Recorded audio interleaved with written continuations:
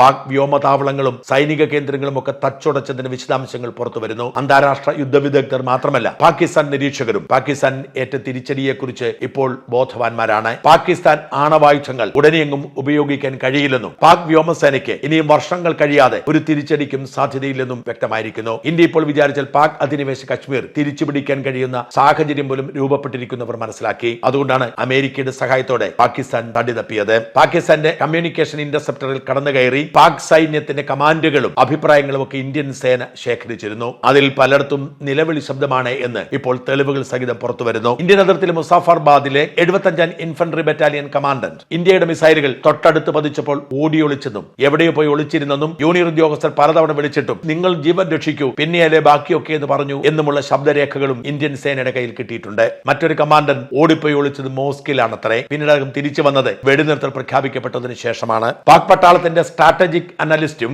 കമാൻഡറുമായ doctor Qamar Cheema Pak സർക്കാരിന് ചില നിർദ്ദേശങ്ങൾ കൊടുത്തിട്ടുണ്ട്. ഇന്ത്യൻ സേനയുടെ ആക്രമണത്തിൽ പാകിസ്ഥാൻ സൈന്യത്തിന് സംഭവിച്ചിരിക്കുന്ന നഷ്ടക്കണക്കുകൾ എണ്ണി പറഞ്ഞിട്ടുണ്ട്. ഒരു കാരണവശാലും ഇന്ത്യയുടെ മുമ്പിൽ പിടിച്ചു നിൽക്കാൻ പാകിസ്ഥാന് കഴിയില്ലെന്നും S-400 സമാനമായ വ്യോമ പ്രതിരോധ സംവിധാനം ഉടനടി ആവിഷ്കരിച്ചില്ലെങ്കിൽ പാകിസ്ഥാൻ തവിടുപൊടിയാകുമെന്നും ഇന്ത്യയുടെ ഇലക്ട്രോണിക് വാർഫെയറിന് മുമ്പിൽ പാകിസ്ഥാന് നിലം തൊടാൻ കഴിയില്ലെന്നും ഡോക്ടർ ഖമർ ചീമയുടെ റിപ്പോർട്ടിൽ പറയുന്നു. പാകിസ്ഥാന്റെ റഡാർ സിസ്റ്റവും കമാൻഡന്റ് സെന്ററിലും ആയുധശാലകളും ഒക്കെ ഇന്ത്യയുടെ ബ്രഹ്മോസ് പ്രയോഗത്തിൽ തകർന്നു പോയെന്നാണ് ഈ റിപ്പോർട്ടിൽ വ്യക്തമാക്കുന്നത്. ഇതെല്ലാം ഇന്ത്യൻ സേന സാധിച്ചെടുത്തത് കേവലം 23 മിനിറ്റ് കൊണ്ടാണെന്നും നിലം തൊടാൻ പോലും കഴിയാതെ പകച്ചുപോയ പാക് സേന അമേരിക്കൻ പ്രസിഡന്റിന്റെ ഇടപെടലിനെ തുടർന്ന് വെടിനിർത്തൽ ഉണ്ടായതുകൊണ്ട് തലനാരിഴയ്ക്കാണ് രക്ഷപ്പെട്ടതെന്നും ഈ റിപ്പോർട്ടിൽ സൂചിപ്പിക്കുന്നു. പാക് വ്യോമസേനയുടെ തലവൻ എയർ മാർഷൽ മസൂദ് അക്തർ പാകിസ്ഥാന്റെ air zone warning and command system പൂർണ്ണമായും ഇന്ത്യ തകർത്തിട്ടാണ് ആക്രമണം ആരംഭിച്ചതെന്നും അതുകൊണ്ട് തന്നെ ഒന്നും ചെയ്യാൻ കഴിഞ്ഞില്ലെന്നും പറയുന്നു. വ്യോമതാവളത്തിലെ ഹാങ്കർ ബ്രഹ്മോസ് മിസൈൽ തച്ചുടച്ചതോടെ അവിടെ വലിയ അഗാധ ഗർത്തം രൂപപ്പെട്ടതോടെ വിമാനങ്ങൾക്ക് ടേക്ക് ഓഫ് ചെയ്യാൻ പോലും കഴിഞ്ഞില്ല.